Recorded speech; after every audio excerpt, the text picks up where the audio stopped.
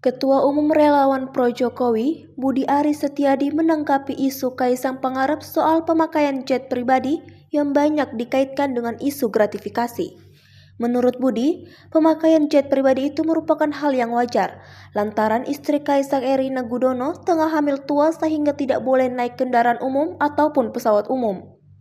Dilansir dari Tribun News, hal itu diungkapkan Budi di Kompleks Parlemen Senayan, Jakarta pada Selasa 10 September 2024. Menkominfo RI itu juga menegaskan pemakaian jet pribadi Kaisang bukan bentuk gratifikasi, sebab Kaisang hanya menumpang jet pribadi milik temannya.